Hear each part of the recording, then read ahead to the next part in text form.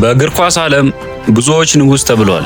ነገር ግን ለኳሷ ነፍስ የዘራባት ሜዳውን ወደ ስነ ጥበብ ጋላሪ የቀየረውና የማይቻለውን አስቻይ ያደረገ አንድ ስም አለ።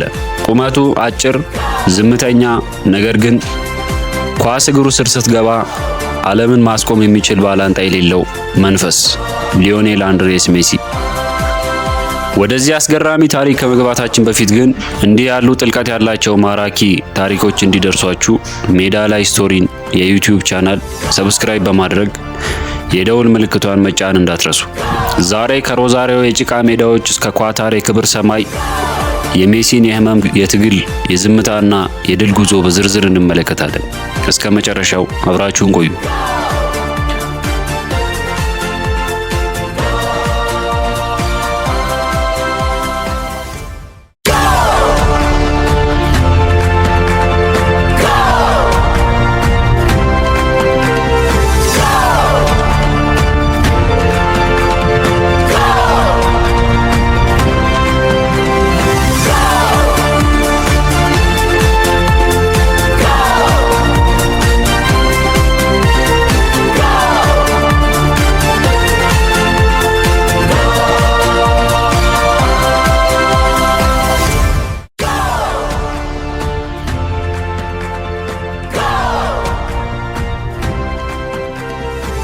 ታሪኩ የሚጀምረው በ1987 አርጀንቲና ሮዛሪዮ ውስጥ ነው።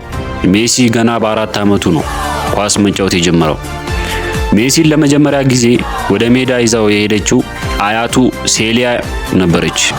ዛሬ ሜሲ ጎል ባስቆጠረ ቁጥር እጆቹን ወበራቸው። አርጀንቲና ውስጥ ያሉ ክለቦች አጭር ነው በሚል ተስፋ ነፈጉት። በዛ ጨለማ ወቅት ነበር ባርሴሎና ደጃፉን ያንኳኳው።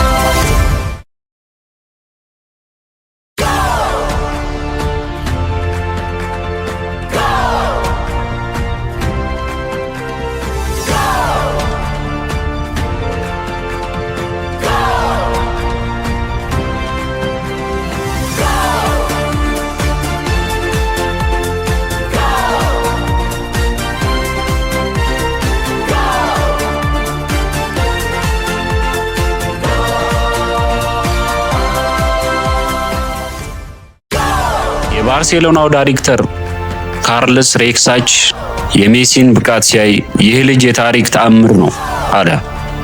ውሉን ለመፈረም ወረቀት ስላልነበረ በአቅራቢያው በነበረ ናፕኪን ወይም የምግብ ወረቀት ላይ ሜሲን በ13 ዓመቱ አስፈረመው። ሜሲ ሕክምናውን ለማግኘት ህልሙን ለማሳካት ቤተሰቡን ጥሎ ወደ ስፔን ተሰደደ። በላሜሲ አካዳሚ ውስጥ ዝምተኛ ልጅ ተባለ። አንዳንዶች መናገር አይችልም ብለው እስኪጠረጥሩ ድረስ ዝምተኛ ነበር። ነገር ግን ሜዳ ላይ ሲገባ ቋንቋው ኳስ ብቻ ሆነ። በ2004 ዓመተ ምህረት 17 ዓመቱ ለባርሴሎና ዋና ቡድን የመጀመሪያ ጨዋታውን አደረገ። የመጀመሪያ ጎሉን ሲያስቆጥር ታላቁ ሮናልዲኒዮ በጀርባው አዝሎት ያከበረው ምስል የአንድ አዲስ ዘመን መጀመሪያ ነበር። በፔፕ ጋርዲዮላ ስር ሜሲ ከኮከብነት ወደ አምላክነት ተሸጋገረ። እንደ አውሮፓውያን አቆጣጠር በ2009 ባርሴሎና 6 ዋንጫዎችን ሲያነሳ ሜሲ ዓለምን ቁልጮ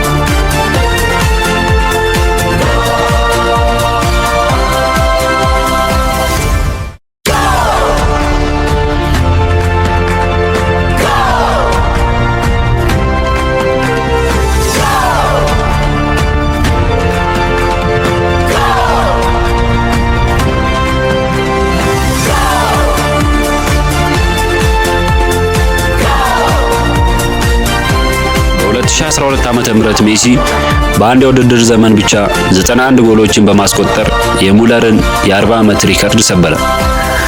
10 የላሊጋ ዋንጫዎች፣ 4 የሻምፒዮንስ ሊግ ዋንጫዎችና 8 የባሎን ዶር ሽልማቶችን በባርሴሎና ቤት አሳካ። ሜሲ በባርሴሎና ቆይታው ሜሲ በክለብ ደረጃ ሁሉንም ቢያሸንፍም በሀገሩ አርጀንቲና ግን ለዓመታት ተተችቷል። ለባርሴሎና እንጂ ለአርጀንቲና 16 የኮፓ አሜሪካ ፍጻሜዎችን በተከታታይ መሸነፉ ሜሲን ክፉኛ ሰበረው። በ2016 ለኔ ብሔራዊ ቡድን አብቅቶለታል ብሎ ጡረታ ወጣ። ዓለም በትንሽ ሕፃናት ሊዮን በ2021 ኮፓ አሜሪካን በማሸነፍ ወደ ፍጻሜ ያደረሳት።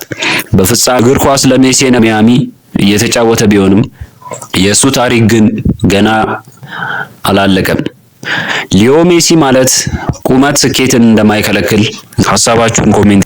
በቀጣይ በሌላ አስደሳች ታሪክ እስከምንገናኝ ሰላም ቆዩ።